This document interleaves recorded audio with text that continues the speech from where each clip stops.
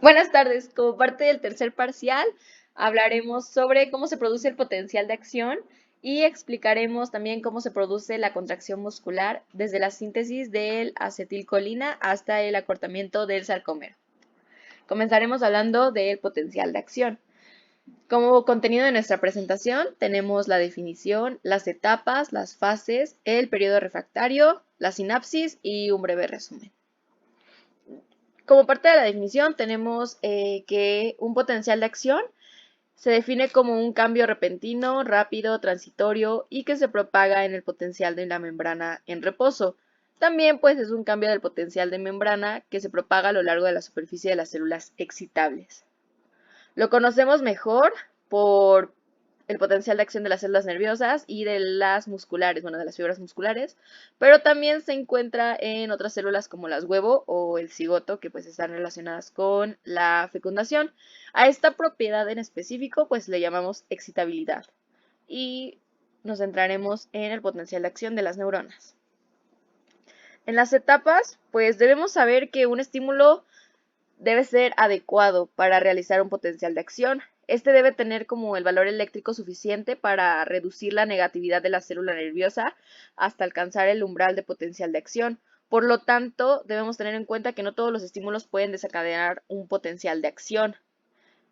Por ello, se clasifican en subumbrales, que se encuentran por debajo del umbral de excitación, los umbrales que están al nivel del umbral de excitación y los supraumbrales que están sobre el umbral de excitación. Los estímulos que pues obviamente se encuentran por debajo del umbral de excitación no pueden causar un potencial de acción. Los estímulos a nivel del umbral de excitación poseen la suficiente energía para provocar un potencial de acción y pues obviamente los estímulos sobre el umbral de acción también producen un potencial de acción, el cual por ende será mayor al umbral de excitación.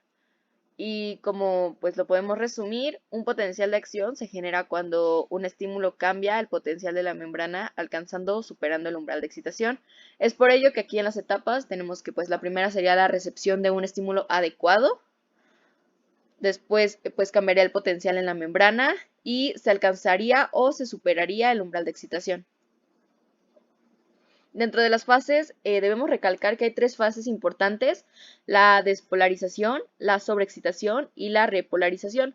Sin embargo, también hay dos estados extras en el potencial de membrana que se relacionan con el potencial de acción, que es la hipopolarización y la hiperpolarización.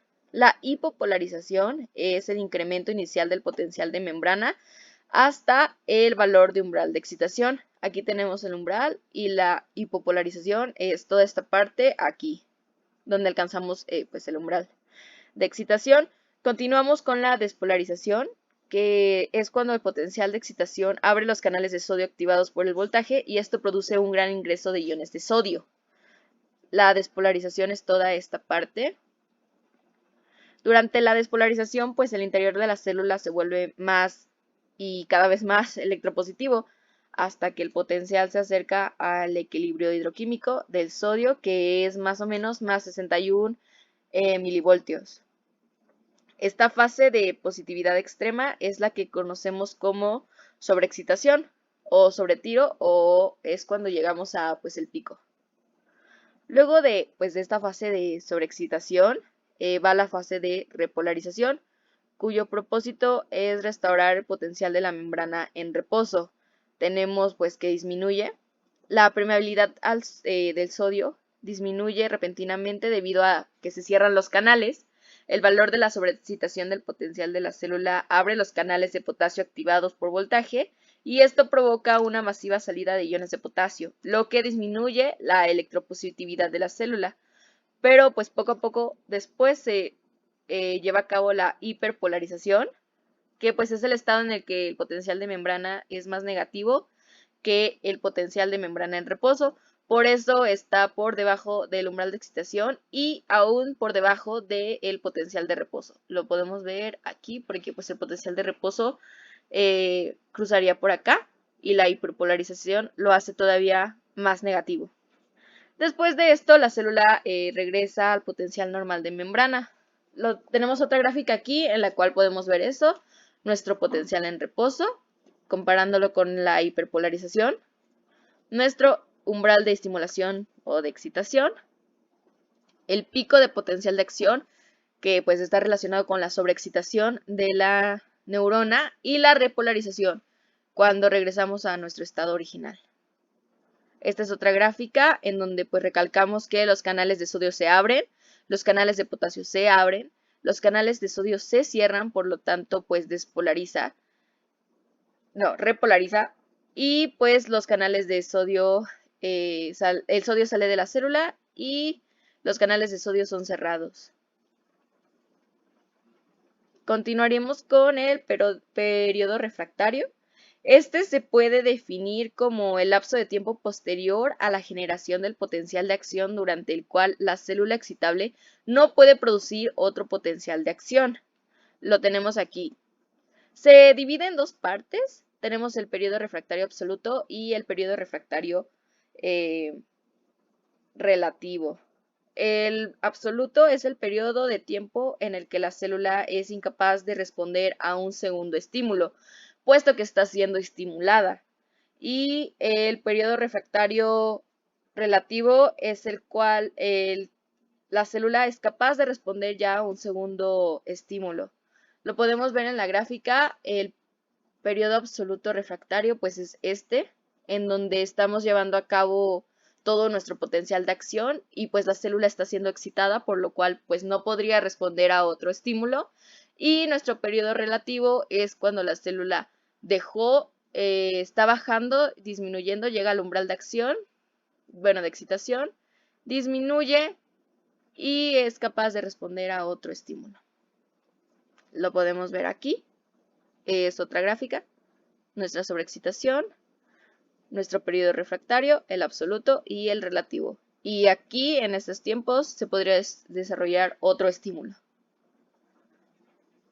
Debemos tener en cuenta que el potencial de acción nos da, pues, cavidad a la sinapsis. La sinapsis es el tipo de unión entre células nerviosas o entre una célula nerviosa y su órgano diana. También se le conoce como, pues, la comunicación entre las neuronas.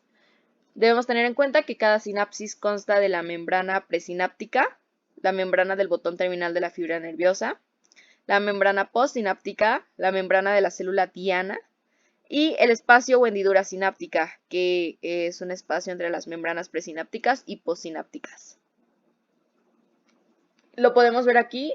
Tenemos nuestro potencial de acción. Aquí se produce todo lo anterior, nuestra célula presináptica, que es la emisora de esta comunicación, las terminales axónicas, la sinapsis, que justamente es esta comunicación o unión entre células neuronales, las dendritas, que pues es donde se realiza la sinapsis, y nuestra célula postsináptica, la receptora. Dentro del botón terminal de la fibra nerviosa se producen y se almacenan numerosas vesículas que contienen pues neurotransmisores. Cuando la membrana presináptica es despolarizada por un potencial de acción, se abre los canales de calcio activados por el voltaje. Esto lleva a un ingreso de calcio en la célula, lo cual cambia el estado de proteínas presentes en la célula presináptica, que subsecuentemente resulta en la exocitosis del neurotransmisor hacia la hendidura sináptica. Y tenemos nuestro potencial de acción. Este es nuestro breve resumen. Tenemos la definición, los estímulos, las fases, la refractividad y la sinapsis.